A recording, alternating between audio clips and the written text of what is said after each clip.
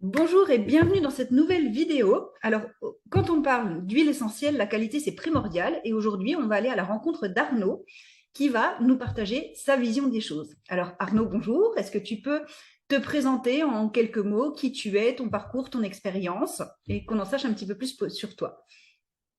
Et écoute, bonjour Stéphanie, merci de m'avoir invité pour venir partager ma vision, comme tu dis, des huiles essentielles et le pourquoi j'en suis là aujourd'hui, je suis avec toi et avec vous aujourd'hui. Donc mon parcours, alors moi j'ai un parcours scientifique depuis toutes mes études, puisque je suis passé par la biochimie, l'immunologie, jusqu'à arriver après à la recherche clinique. Et j'y ai travaillé pendant à peu près 20 ans. Donc c'est un monde que je connais bien, le côté médical, le côté médecine, le côté pharmaceutique, où c'est un domaine d'exigence, de qualité et de pureté. Alors justement, quand on vient de ce domaine scientifique, quand on vient de ce domaine médical, quand on vient de ce domaine d'exigence, qu'est-ce qui t'a intéressé dans les huiles essentielles? Qu'est-ce qui t'a amené aux huiles essentielles? Parce que ça peut paraître contradictoire, quelque part. Alors, je vais être très sincère et très honnête avec toi et avec tous ceux qui écouteront cette capsule, c'est que initialement, pour moi, j'y croyais absolument pas. Pour moi, c'était juste un truc de bobo, un truc de bio, c'est un truc, voilà, comme tu vas en entendre, c'est ouais, ok, j'utilise des huiles, c'est sympa, c'est jaune, ça sent bon. Voilà, c'était juste, ça sent bon. Et en plus, je suis passé par des phases où je suis utilisé les premières fois des huiles essentielles avec certaines marques où franchement, mon corps, dans un premier temps, m'a dit pas bon. Après, pourquoi j'y suis venu?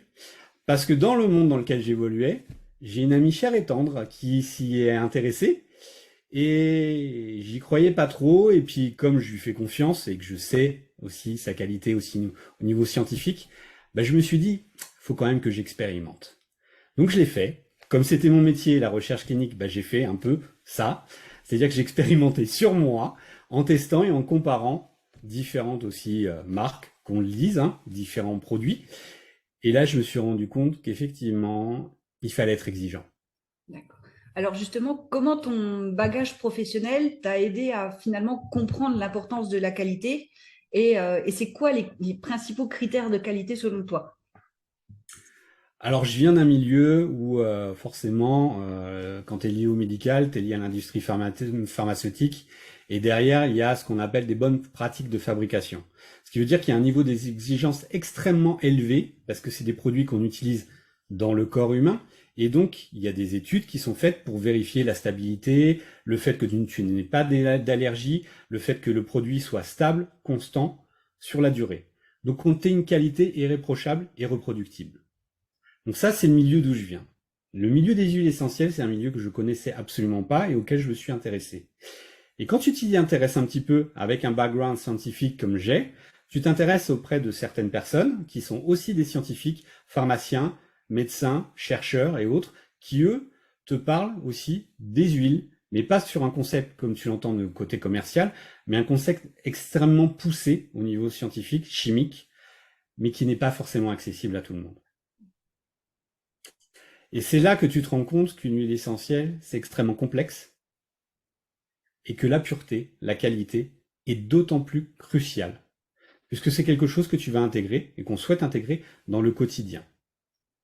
Donc quelque chose que tu vas utiliser dans le quotidien, il faut qu'il soit de qualité pour que ton corps puisse l'intégrer et ne pas le polluer, tout simplement. Alors, c'est quoi les critères justement? Comment on reconnaît une huile essentielle de qualité d'une huile essentielle qui est de moindre qualité, justement?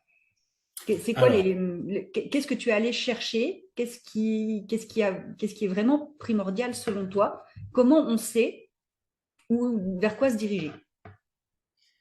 Alors effectivement, c'est pas évident parce qu'aujourd'hui, tu as un panel d'huiles essentielles qui est là et la qualité, personne n'en parle parce que t'as pas de réglementation, parce que t'as pas de choses derrière. Donc c'est effectivement ta question est très pertinente, c'est comment se dépatouiller au milieu de tout ça. La première chose, c'est se renseigner sur les laboratoires qui les font.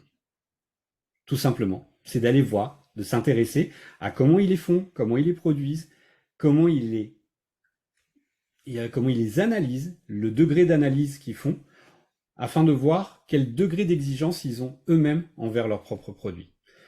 Ça, c'est la première chose, c'est quelque chose sur lequel tu peux compter. Et un des éléments, c'est la transparence que tu vas avoir de certains laboratoires, parce que c'est aussi des laboratoires de production, sur les certificats de qualité d'analyse qu'ils vont avoir. On en connaît quelques-uns qui mettent à disposition de tout le monde les rapports d'analyse scientifique que tu peux avoir sur ces huiles. L'autre chose que j'ai faite, c'est aussi, alors c'est un peu moins scientifique, mais ça reste scientifique, c'est comment réagit ton corps face à une huile.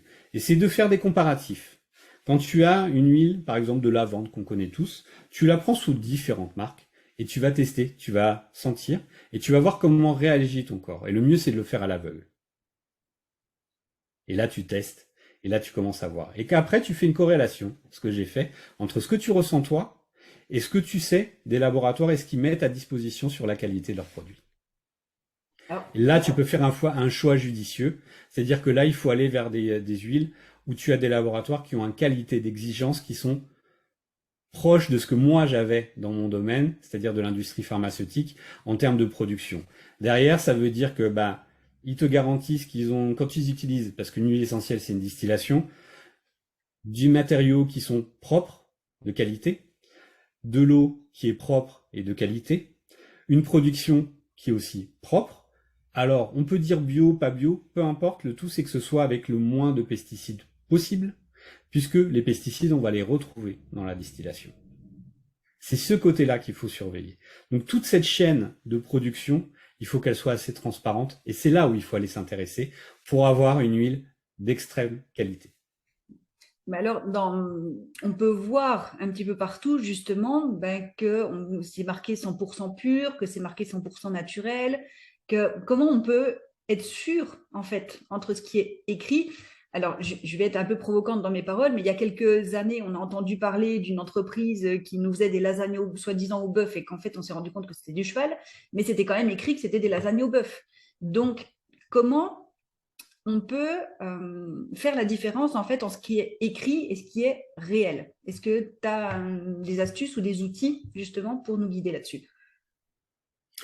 Alors les astuces, les outils, tu vas pas les avoir comme ça. Après, tu peux te renseigner aussi. Il y a un truc qui marche très bien, mais ça dans tous les domaines, c'est le bouche à oreille. C'est-à-dire que des gens qui sont, quand tu connais des gens qui sont exigeants, comme je peux l'être, et qui vont te dire, ces huiles-là, teste-les, mais je t'invite à comparer par rapport à d'autres, rien ne vaut l'expérience.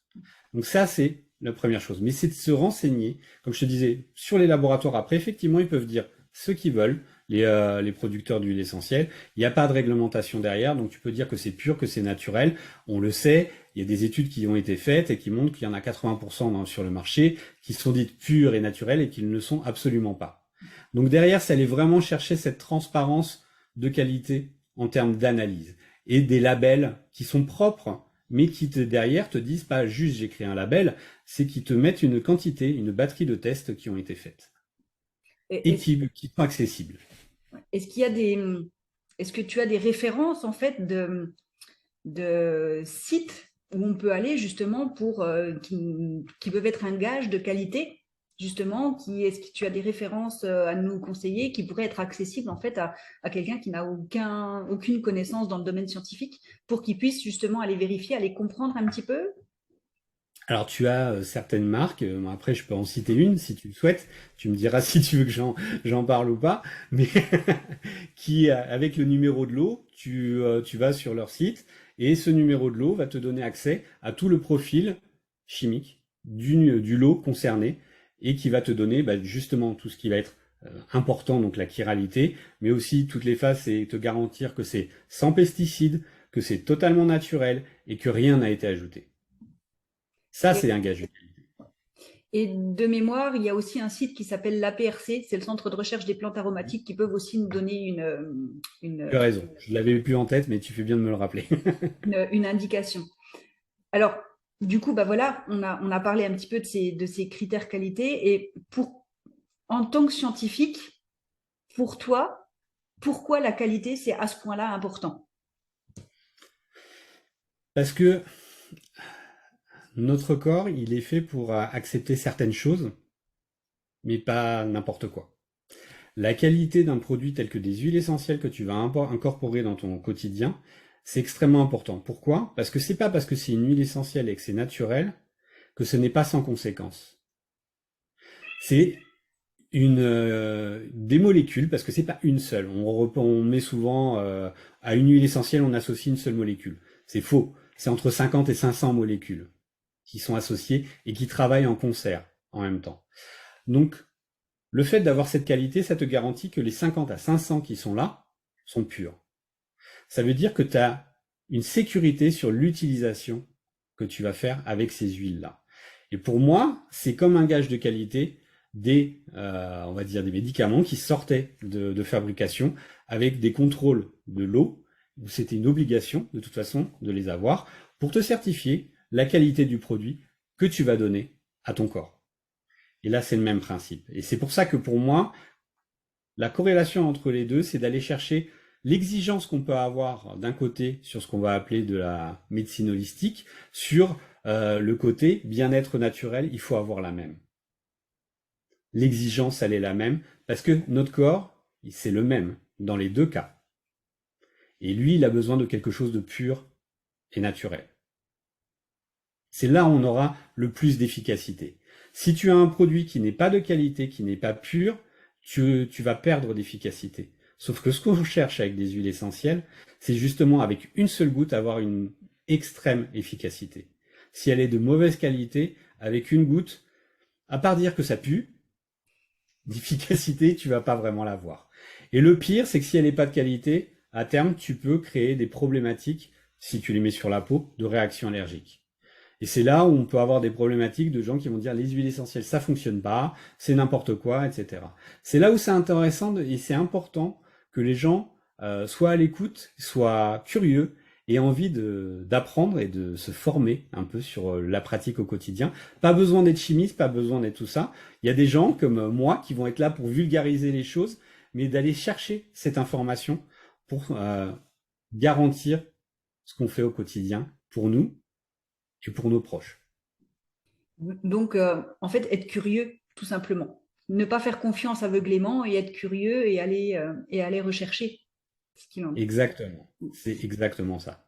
Et potentiellement, est-ce que le fait, alors on est quand même, quand on est dans une démarche d'utilisation d'huile essentielle, on est quand même dans une démarche de bien-être au naturel, d'utilisation, de préservation de la planète, souvent aussi d'utilisation de choses saines pour nous. Est-ce qu'effectivement, une huile de qualité moindre peut avoir un impact, voire même de la nocivité, autre que le côté réaction sur la peau? La nocivité, tu vas l'avoir sur plein de domaines. Sur l'environnement, parce que la qualité de fabrication va pas être là. Donc, tu vas l'avoir sur aussi les gens qui les préparent, puisque si le produit n'est pas de qualité, tu as des gens qui travaillent aussi à la faire, et c'est pas forcément une bonne chose. Si je fais un parallèle, c'est tout le monde adore les noix de cajou. Je vous invite à regarder les vidéos de comment on les récupère. On en mangera un petit peu moins. Voilà. Parce que les conséquences sont importantes. Le parallèle, il est là. L'intérêt, c'est que ces huiles, les avoir vraiment pures et naturelles, c'est d'avoir un cercle vertueux. Ce cercle vertueux, il commence au niveau de la plante. Si une plante est cultivée avec amour parce que la personne qui la cultive est bien, la plante sera bien, et donc elle diffusera effectivement son huile naturelle puissante.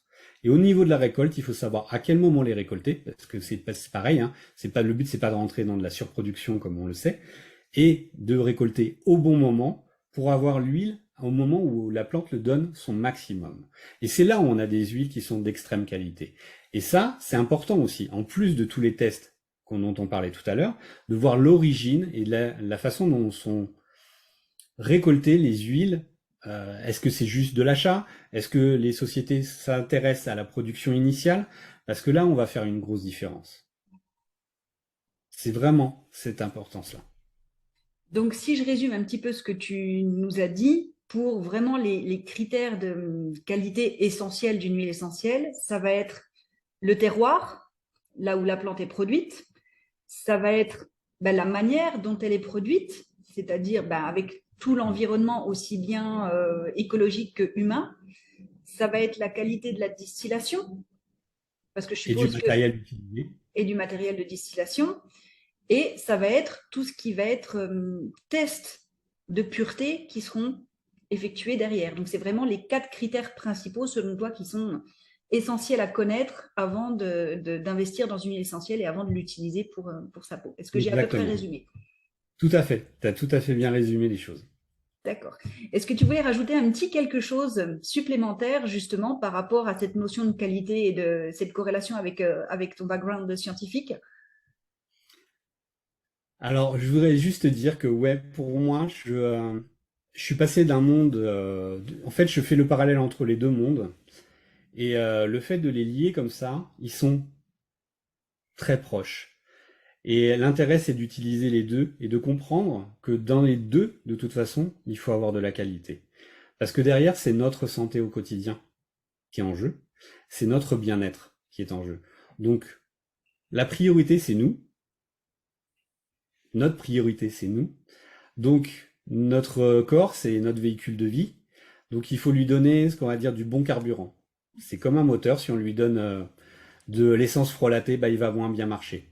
Donc là, il faut lui donner le meilleur qu'on puisse lui donner. Donc, quelle que soit l'origine, que ce soit des aliments, que ce soit des huiles essentielles, c'est toujours rechercher ce côté qualité qui est important. Bah, merci beaucoup pour ton éclairage. Je suis ravie de ce que tu nous as partagé aujourd'hui. Et puis, et ben voilà, je pense que je n'hésiterai pas à te faire réintervenir dans d'autres sujets pour que tu puisses nous apporter justement ton petit côté scientifique derrière. Et puis, ben voilà, si vous avez aimé cette vidéo, n'hésitez pas à mettre un pouce en dessous et n'hésitez pas à vous abonner à la chaîne aussi pour pouvoir être au courant de toutes les nouvelles choses qu'on va pouvoir partager à propos de bien-être naturel, à propos de santé des femmes et à propos de science aussi, parce que ça fait aussi partie des domaines qui m'animent. Je vous dis à très bientôt. Au revoir. Merci, ciao.